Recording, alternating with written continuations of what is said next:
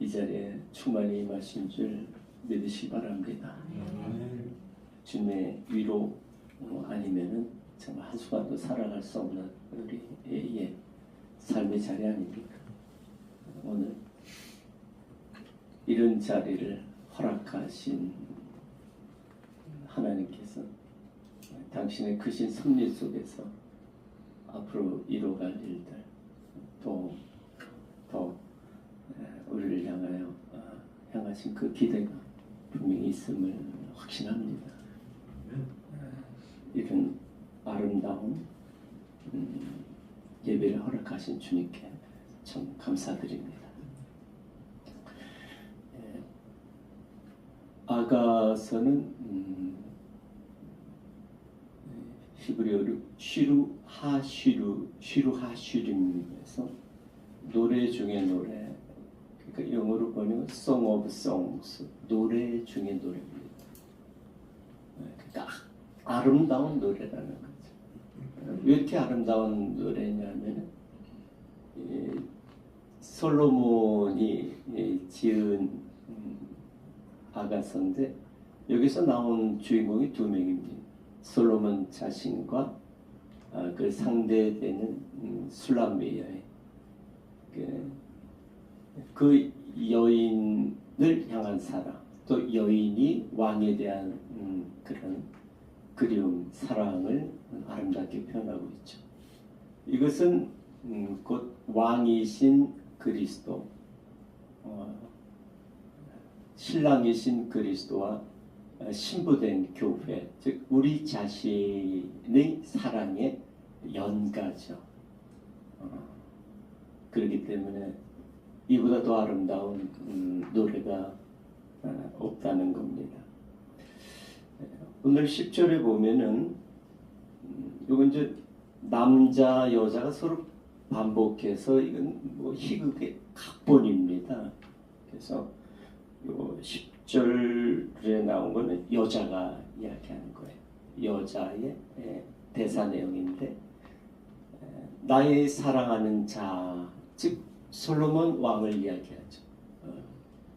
그 주님을 향한 이야기입니다. 그래서 나의 사랑하는 자, 이게 원어에는 가장 사랑하는 자 이런 뜻입니다. 히브리어에는 도두에서 가장 사랑하는 자. 그러니까 솔로몬에게 가장 사랑하는 자였고 오늘 우리에게 주시는 말씀이기 때문에 주님은 우리에게서 가장 사랑하는 자입니다. 그러니까 나의 가장 사랑하는 자가 누구냐? 예수님 그분임을 고백하는 자의 노래죠. 그래서 나의 가장 사랑하는 자. 그가 내게 신부인 내게 이 술람미라는 게 깜잡잡한 이런 뜻입니다. 그러니까 나 같은 허물 많은 나 같은 어떻게 보면은 더러움이 많은 그런 자를 사랑하는 내게 말하여 이르기를 나의 사랑 내어 예쁜 자야 일어나서 함께 가자.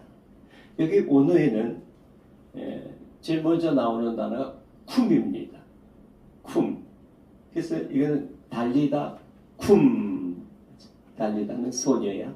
쿰 일어나라는데 이 쿰의 뜻은 자리를 박차고 일어나라라는 뜻입니다.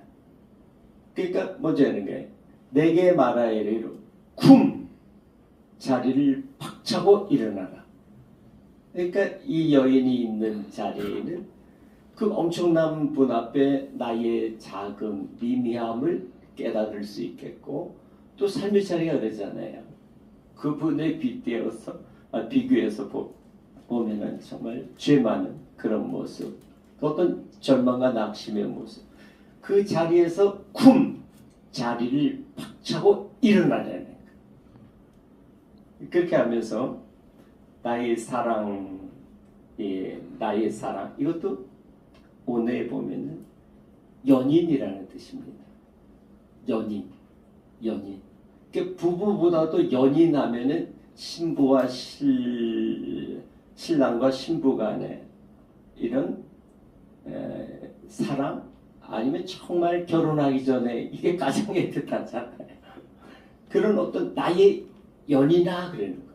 나의 연이나 또 내 어여쁜 자야, 이건 역시 가장 아름다운 이런 뜻입니다. 가장 아름다움. 그러니까 주님은 나에게서 가장 사랑하는 그런 대상이고 주님에게서 또 나 역시 가장 아름다운 자라는 거죠. 이렇게 수많은 사람 속에서 1대1로 나만을 향하신 그 놀라운 사랑, 이게 주님과 우리와의 사랑입니다.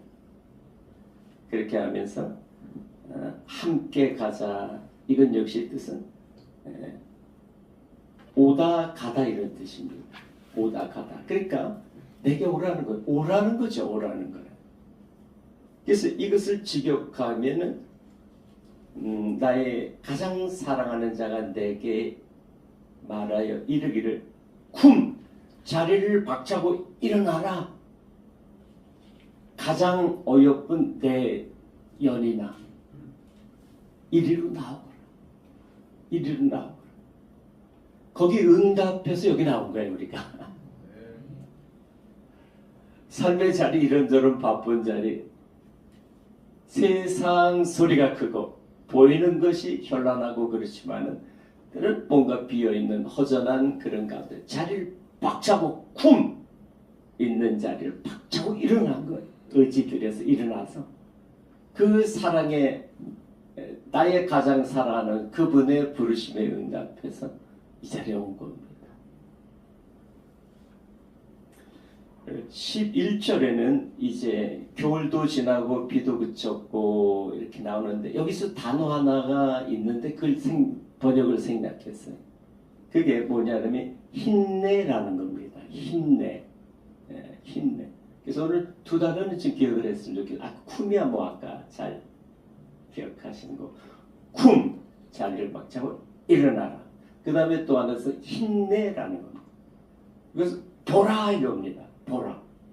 보라인데 이것은 주의를 환기시키는 이런 감탄사입니다. 그래서 영어로 look 이렇게 돼 있어요. 근데 우리 한글 번역이 안 돼 있습니다. 보라 이거죠. 저 봐라. 네가 봐라. 네 자리만 보고 있던 눈을 들어서 보라는 거예요. 보라는 거예요. 땅을 향했던 눈을 들어서 이제 하늘을 보라는 겁니다. 세상 소리에 민감했던 귀를 돌려서 그분을 보라는 거예요. 힘내 그런 거예요. 힘내 보라. 그렇게 하면서 겨울도 지나고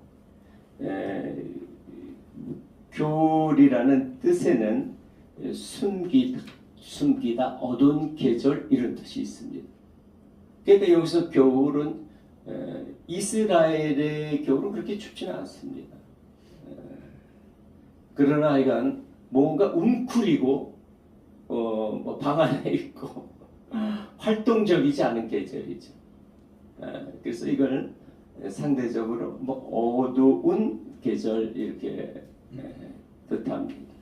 그러니까 지금 뭔가 웅크리고 싶은 그런 시기, 좀 숨고 싶은 남의 눈에 띄거나 아니면 어디 대중 속에 있는 것보다도 좀 숨고 싶은 그런 때라는 거죠. 밖에 환경도 그렇고 무엇보다도 이런 영적 침체 속에서 좀 침체된 그런 시기, 그런 겨울.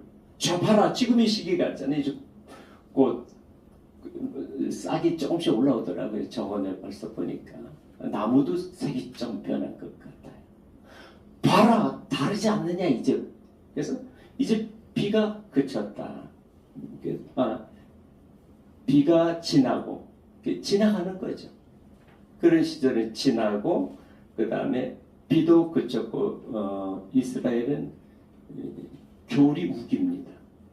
겨울이. 그러니까 11월부터 1, 2, 3, 한 3월까지가 우기예요. 그때 비가 내리는데 이 비는 추운 계절에 내린 비기 때문에 비를 맞으면 속속들이 춥습니다. 그래서 진눈깨비가 내리죠. 그리고 끔 눈이 내립니다. 그래서 그런 추운 웅크리고 숨고 싶은 그런 계절도 이제 지나갔다. 그 다음에 그런 정말 속까지 차게 하는 어떤 그런 혹한의 그런 시기가 지나갔다 이런 뜻입니다. 그러면서 지면에는 꽃이 피고 새가 노래할 때가 이르렀는데, 그렇죠, 봄이 되니까 이제 예수님께서 마태복음 13장을 통해서 성경에 이 지면은 땅에 비유는 내 마음이다라고 이야기해 줬지 않습니까? 그래서 이 지면에 있는 것은 결국 내 마음이죠. 내 마음. 지금 뭐 봄, 여름, 가을, 겨울이야 쉽게 구별하는데, 이제 내 마음 땅에는 꽃이 피고 새가 노래할 때가 이르렀는데, 특별히 여기 비둘기는 성령의 강림하실 때에 비둘기가 내린다 그렇게 표현되어 있지 않습니까? 그러니까 거룩한 하나님의 영이 임하는 거죠.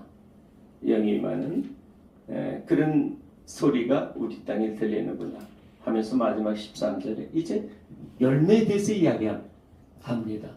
열매, 싹트고 꽃 피는 것뿐만이 아니라 이제 열매가 귀중하지 않습니까?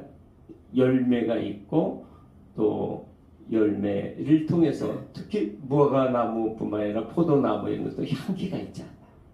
그런 향기를 토하는구나 하면서 다시 한번 반복합니다. 쿰!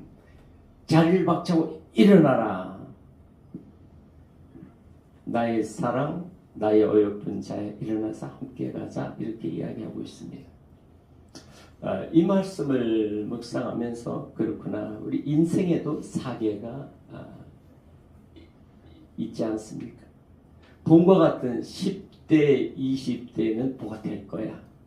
이런저런 꿈이 싹 트고 어떤 소망을 가슴 부풀게 했던 그런 시기가 있었습니다. 여름이 있었죠. 30대, 40대 아닐까 싶습니다. 열정이 있었죠. 뭔가 하여간 그 꿈과 소망을 이루기 위한 열정이 아주 뜨거웠던데 30대, 40대의 그런 나이 아닌가 싶습니다. 인생의 가을은 50대, 60대 장년 시절에 어떤 결실이 있었을 때 아닌가 싶습니다. 직장에서, 우리 군에서 각각의 그래도 원했던 그런 일들을 또 이루었고요. 나름대로. 그 다음에 가정의 자녀들도 또 이렇게 있고, 그 다음에 또 교회에서 어떤 직책도 이런저런 것하고 뭔가를 맺었던, 뭔가를 열매 맺는 그런 시기가 50대, 60대 아니면 생각을 갖습니다. 그러나 겨울이 왔지 않습니까? 70대가 이 노년의 시기가 겨울이 아닌가 그런 생각을 하는 거예요. 70대 이제 노년의 어떤 상실과 은퇴했지 않습니까? 다른 은퇴하고 또 경제적인 것도 상대적으로 좀 줄어드니까 활동도 위축이 되고, 그 다음에 부모님들도 떠나시고, 그 다음에 자녀들도 자신들의 가정을 이루어서 떠나가고요. 늘 곁에만 있을 줄 알았는데 그들이 떠나가고, 때로는 아주 꽤 멀리 위치나 마음적으로 이렇게 떠나가는 자녀들. 그 다음에 무엇보다도 건강이 뭐 머리부터 발끝까지 이리저리 여기저기 이제 소리를 내지 않습니까? 건강에 이런 문제도 생기고요. 자연이 취미 활동에도 한계가 있게 마련이죠. 그래서 밀려오는 고독감이 밀려옵니다. 어떤 절망감이, 또 무엇보다도 가장 강력한 죽음이라는 들려오는 가까운 사람, 지인들의, 동료들의, 또 이런 어느 순간에 다가올지 모르는 그 죽음이 내게도 가까이 왔구나 하는 것을 지금 나이쯤에 다 가까이 느끼지 않나 그런 생각하는 거예요. 자, 이럴 때에 우리가 선택할 두 갈래 길이 있다고 봅니다. 첫째는요, 절망의 나락으로 가는 길입니다. 이거는 뭐 교회 다니더라도 교회 신앙생활 우리가 다 하는 우리 아닙니까? 물론 밖에 있는 분들이야 뭐 더 그렇다 했지만은 절망의 나락으로 가는 거예요. 뭐 부분의 회복이 있을 수 있겠죠. 그러다 다시 절망감 이런 환경이 엄습하는 것을 견디지 못하는 겁니다. 이걸 뭔가 내가 한번 극복해 보려고 주님을 부르지만은 그 가운데는 여전히 지난날의 아쉬움들이 또 그런 습관들이어서 뭔가를 이뤄보려고 하는 헤쳐보려고 하는 그런 것 노력들이 있지만은 워낙 밀려오는 쓰나미를 막기에는 한계가 있는 거죠. 그러다가 어느 순간에 다가오는 죽음 앞에 우리는 항거할 수 없는 겁니다. 다른 하나의 길은 바로 오늘 말씀의 길입니다. 마지막 그 순간에 정말 I am nothing이 나오는 거예요. I am nothing. 난 할 수 없습니다가 나오는 겁니다. 이는 절망의 옆에 있는 그냥 내뱉는 말이 아니라 고개 들어 위로 향한 I am nothing. 난 아무것도 아닙니다. 난 할 수 없습니다. Help me 손을 드는 거예요. Help me. 회개의 길을 가는 겁니다.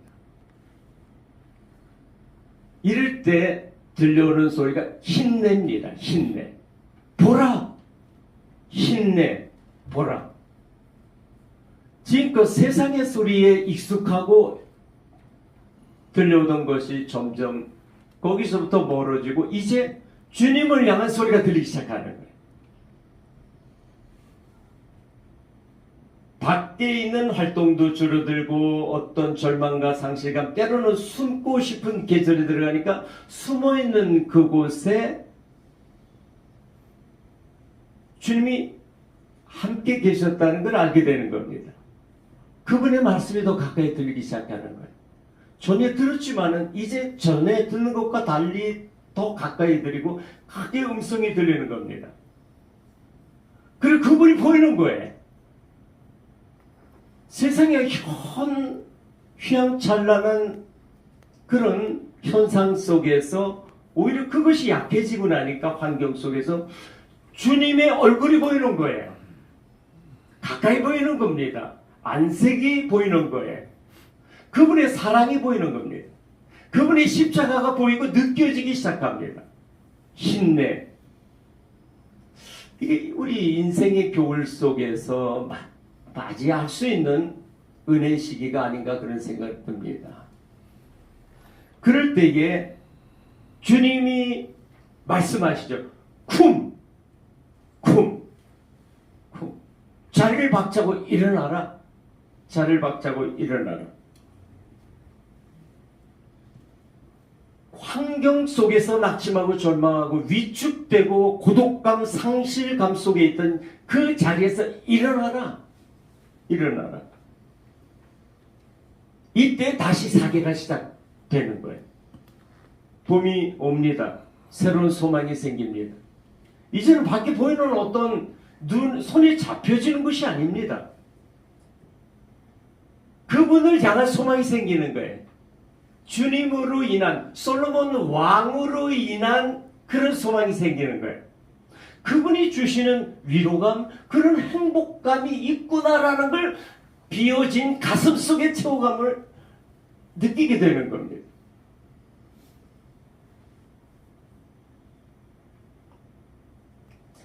여름이 옵니다. 주님을 더 알고 싶은 겁니다. 세상에 그 무슨 업적을 이루어야 되겠다는 젊은 날의 열정이 아니라 이제는 그분을 임마누엘 하시는 그분을 더 알고 싶어하는 그 열정 속에 결국은 예배 자리, 무엇보다도 형식을 떠난 그 말씀에 대한 묵상과 그 깊이 속에서 주님을 느끼고 알고 싶은 거예요. 어디로 가겠습니까? 기도의 자리로 가죠. 그 시간이 더 길어지는 거예요. 말씀과 기도의 시간으로 향하는 발걸음입니다. 이게 새롭게 다가오는 여름이라고 저는 생각합니다. 이제 가을이 옵니다. 가을은 주님이 주시는 열매입니다. 주님이 주시는 열매, 거룩한 성령의 열매입니다. 무엇보다도 로마서 14장 17절에서 말씀하시지만은 그리스도 안에서 주시는 의와 주님으로 인한 평강입니다. 환경으로부터 흔들리지 않는 거예요. 그 평강이 참 행복이구나라는 걸 그걸 느껴가는 겁니다. 나이 들어가면 지금 70대 이때 되면 젊은 날에 행복이라고 추구했던 그런 것들이 아니라 정말 안에서부터 나오는 이 평강의 열매가 얼마나 귀한지를 더 느껴가지 않습니까? 앞에 말씀드린 가을이지만은 밖에 보이는 것들이 다 낙엽 떨어지고 싸늘한 썰렁한 겨울 같지만은 내 안에서 새롭게 솟아나는 그리스도의 사랑의 느낌과 그것을 그분을 더 밀착해서 알아가고 정말 같이 식단을 같이 하는 그 여름의 풍성함, 그리고 그로 인해서 그분이 주시는 그 사랑으로 인해 내 안에서 솟구치는 평강과 희락의 열매.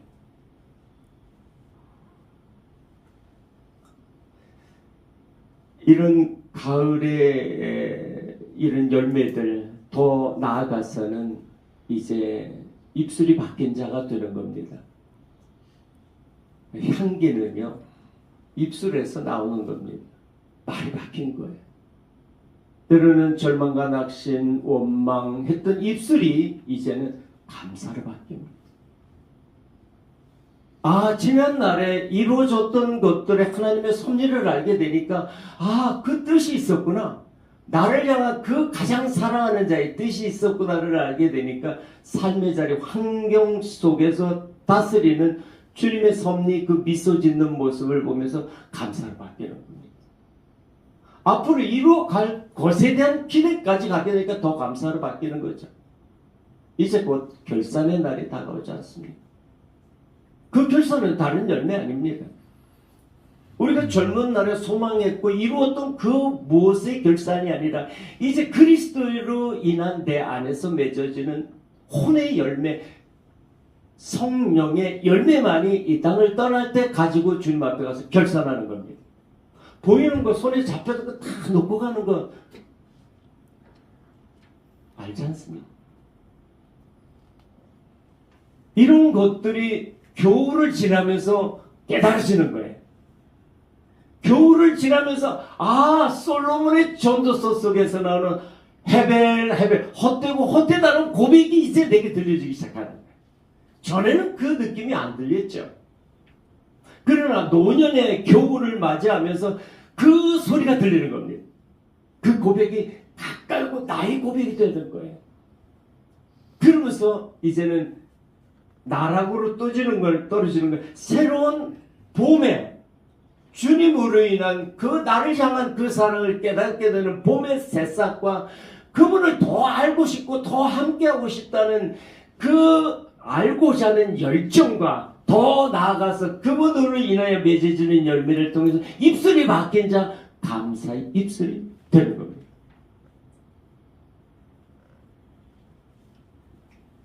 때는 겨울이 찾아오겠지만은 그때마다 힘내보라.